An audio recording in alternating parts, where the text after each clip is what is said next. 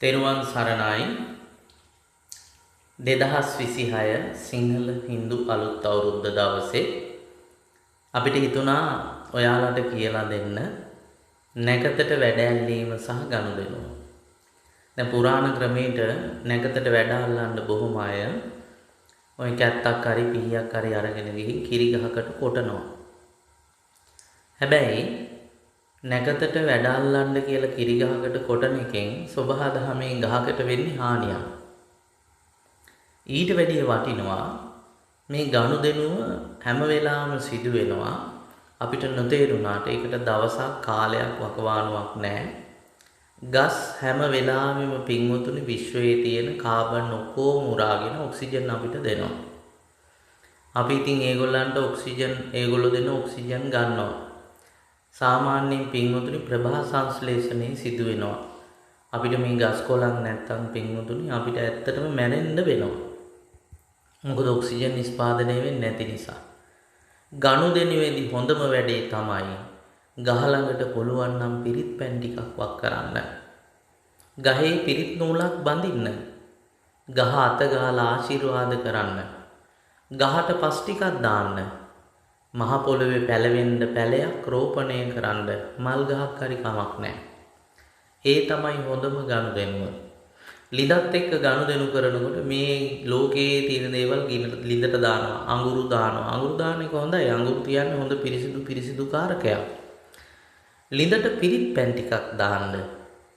ඖෂධීය ගුණයෙන් තියෙන ඉඟිනි ඇටයක්, සැවැන්දරා මුලක්, සස්සඳ මුලක් එහෙම දාන්න. ලිඳත් එක්ක ගනුදෙනු කරන කාසි දැම්මම කාසි දිරනවා. ඊට පස්සේ කාසි වල තියෙන ලෝහ වතුරට දිය වෙනවා. අර වගේ වැඩක් කරන්න. හිඟුරු මල් ටිකක් දාන්න. ලිඳෙන් පැන් ටිකක් අරගෙන බුදුරජාණන් වහන්සේට පෙරලා උදේ පාන්දර පූජා කරගන්න. හරි වටින ගනුදෙනුව. ඒවා තමයි ගනුදෙනුව.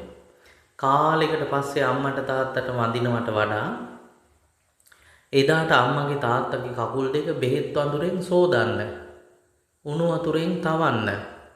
බෙහෙත් තෙල් ටිකක් ගල්වන්න. මේ ගෙවාගෙන ආව ජීවිත කාලෙම අම්මේ තාත්තේ මගේ අතින් වැරද්දක් වුණා නම් ඒ සියලු වැරදට මට සමා වෙන්න කියලා තෙල් බෙහෙත් කකුල් වල ගාලා ඒ අයව සතුටු වෙන විදිහට ආමන්ත්‍රණය කරන්න. එහෙම ගනුදෙනුවක් වෙන්න පුළුවන් නම් හරි වටිනවා. සමාජයේ ඉදිරියේ වෙනදට වඩා නෝනව වර්ණනා කරන්න. එයාව ලස්සනට තියන්න මහන්සි වෙන්න. දරුවොත් එක්ක එකතු වෙලා පන්සල් යන්න. බුදුරජාණන් වහන්සේ ධර්මයා සංඝයා ඇසුරු කරන පුරුද්දකට ආරම්භක දවසක් වශයෙන් අද දවස පටන් ගන්න.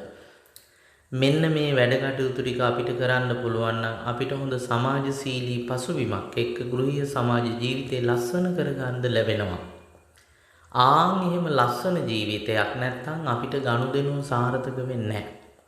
ගනුදෙනුව හදවතට එකඟ, ධර්මයට එකඟ, ධර්මානුධර්ම ප්‍රතිපත්තියට ගෝචර වෙන විදිහට කරන්න පුළුවන් නම් මේ උදා වුණු අලුත් අවුරුද්දේ ඔබගේ ගනුදෙනුව හරි සාර්ථකයි. අනවශ්‍ය විදිහට ඔලු විකාර කරගෙන විකෘති කරගෙන මත්ද්‍රව්‍ය පානය කරගෙන විනාශ වෙලා යනවට වඩා අද දවසේ හොඳ සතුටු වචනයක් කතා කරන්න. අසල්වැසියන් එක්ක ගනුදෙනුවේදී Taman කැමති විදිය ආහාරයක් මොනවා හරි පරිත්‍යාගයක් බෙදා හදා ගන්න. සබහාදාම ජීවත් වෙන බලු කපුටුවන්ට පවා අද දවසේ ආහාර වේලකින් හරි සංග්‍රහයක් කරන්න ඔබට පුළුවන් නම් අද දවසේ අපිට උපකාර කරන මිහිකතට, සූර්යාට, ගහකොළට, චන්ද්‍රයාට වන්දනා කරන්න. සබහාදාමට වන්දනා කරන්න ඔබට අද දවස පුළුවන් නම් ඔබේ ගනුදෙනුව ඉතාම සාර්ථකයි. ඉතින් එවන් ගනුදෙනුවක් මෙවන් උත්සව දවසක මෙවන් අවුරුදු දවසක කරන්න ඔබට ප්‍රඥා ලෝකයේ පහළ වේවා. ධර්මානුධර්ම ප්‍රතිපත්තිය තුළ ඔබගේ ජීවිතේ පවත්වාගෙන යන්න ඒ මුල් සනිටුහන තබන දවස අද දවස බවට පත් වේවා කියලා ආශිර්වාද කරනවා. සියලු දෙනාට අනන්ත සූවිසි ගුණ බලයම වේවා. තෙරුවන් සරණයි.